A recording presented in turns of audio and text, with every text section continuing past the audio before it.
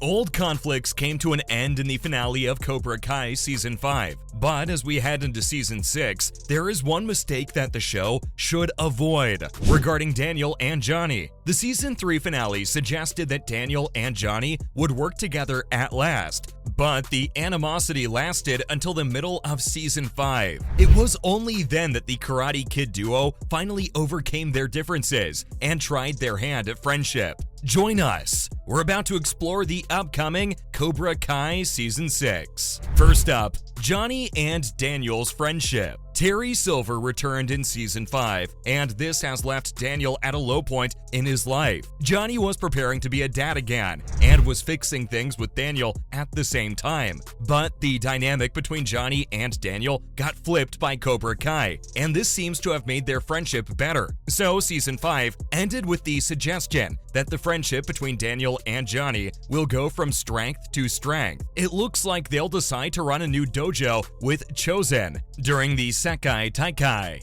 But it also seems Cobra Kai was merely used to temporarily diffuse the conflict, and that it will probably spark again a few episodes into Season 6. After 5 seasons and numerous fallouts, Sam and Miguel are still trying to sort out their relationship. Daniel and Johnny had made attempts at friendship since the start of Season 1, yet every time they tried to reconcile, some kind of misunderstanding threw a wrench in the works. Cobra Kai Season 6 should avoid this annoying trick and let the two get on with it. One of the questions fans are now asking is, who will be left for the kids to fight in Season 6? We're about to look into that, so stay with us. Then, ending Daniel and Johnny's rivalry. There were a few moments during the first 5 seasons of Cobra Kai when it looked like Daniel and Johnny would manage to look beyond the Karate Kid events and become friends. There was that heartwarming scene at the bar in the latter part of Season 1, where viewers almost believed Johnny Lawrence and Daniel LaRusso had found common ground. A friendly rematch, like in Rocky III, was even suggested, but that friendship potential lasted less than one whole episode. Johnny and Daniel's conflict was now powered by the behavior and actions of people like Sam and Robbie, and this was only going to escalate in Seasons 2 and 3. When Season 3 ended, remember this was when Daniel's house was broken into by John Kreese's Cobra Kai students in what was essentially a karate war, we all believed Johnny and Daniel had bigger problems to deal with than their 3-decade rivalry. The future of the Cobra Kai dojo and Johnny's fate hung in the balance. It depended on the All Valley. The Cobra Kai storyline for Johnny and Daniel to become friends was perfect, but it failed again. At the very end of Cobra Kai Season 4, the duo started to understand how deeply the students were affected by their rivalry,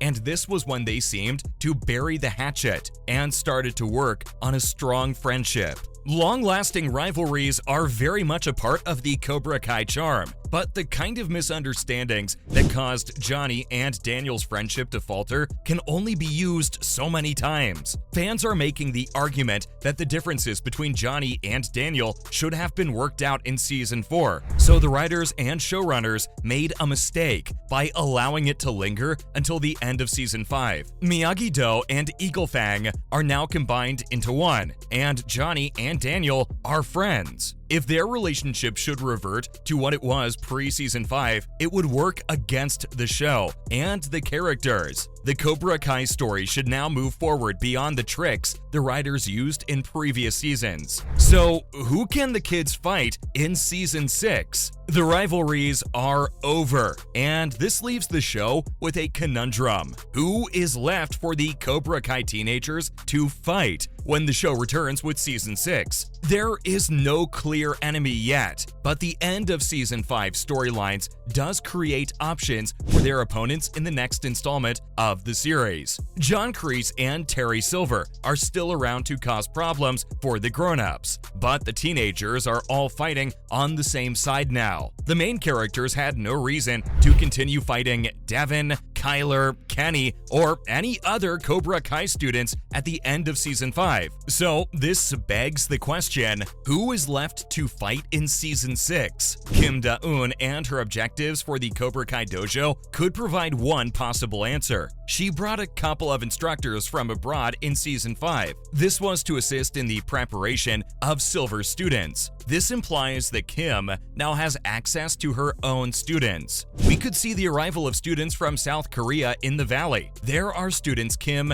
and her senseis trained personally. And if she can keep Cobra Kai profitable enough and open for business, this could be her only chance at competing with Daniel and Johnny. If Season 5 did nothing else, it made the best fighter debate more complicated than it already was. We're going to bring you that shortly, so don't go away. But will Kim's students be ideal villains in Season 6? In the wake of Terry Silver's downfall, Kim could also recruit new blood from the Valley. But the problem is, new students would have to at least show the same potential as those she had already trained. Season 6 is now in desperate need of villains who can truly challenge the main characters. It's really hard to imagine any newbie reaching the level of Tori, Sam, Robbie, or Miguel in a short time. So if Kim brings in teenagers with the kind of training that enables them to go toe-to-toe with Daniel and Johnny's best fighters, it would be sensible. There is already a reason the main Cobra Kai characters could be pitted against each other again.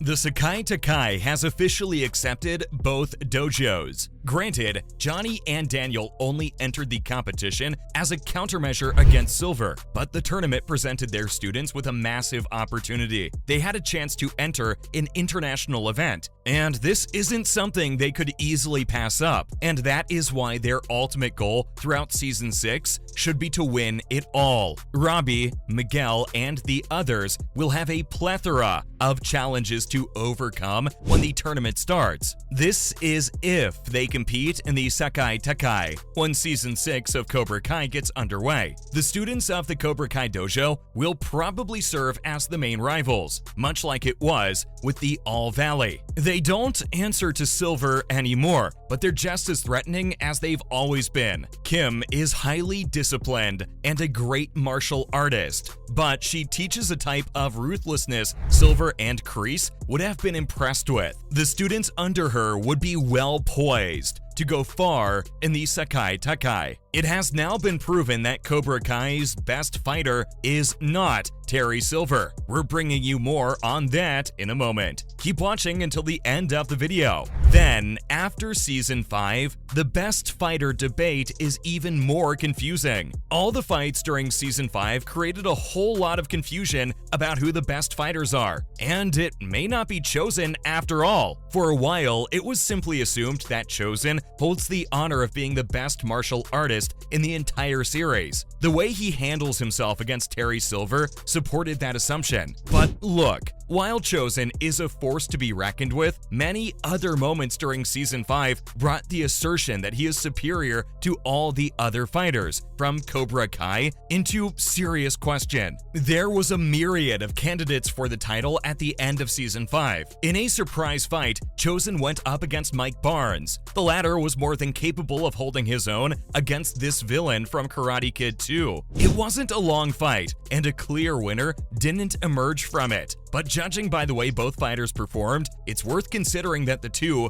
may actually be equals. It would make sense if Barnes and Chosen fought on the same level. Remember, Barnes won a national tournament when he was younger, and he was regarded as some sort of prodigy in the third installment of Karate Kid. Before the new season starts, there is good enough reason to suspect that Johnny and Daniel are inferior to Chosen. Daniel got beaten by Chosen in Season 3 without any difficulty, and Johnny and Daniel are on par. That was proven in Season 4, so it would stand to reason that Chosen could beat Johnny too. There's less certainty about a gap between the two and Chosen now than there was a season ago. Both Johnny and Daniel's images took a great boost in the finale of Season 5. Shortly after Daniel suffered the humiliating loss against Silver, he came back in the finale and managed to achieve a decisive victory over the villain. Silver may have been weakened by his fight against Chosen, but the way Daniel performed during the fight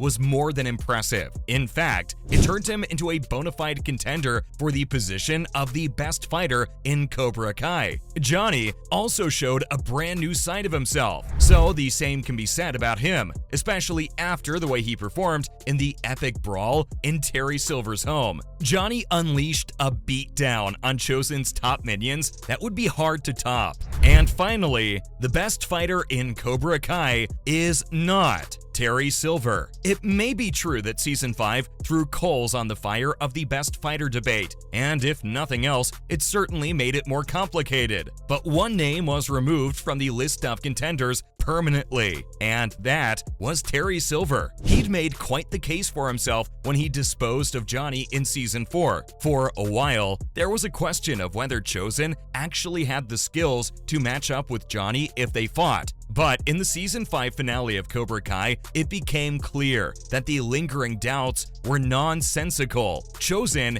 is not above Silver, and it has now been confirmed that Daniel has what it takes to beat him too. And on that note, folks, we're ending this video. Thanks for staying with us. Keep looking out for our next contribution, and don't forget to hit like, subscribe, and follow on your way out.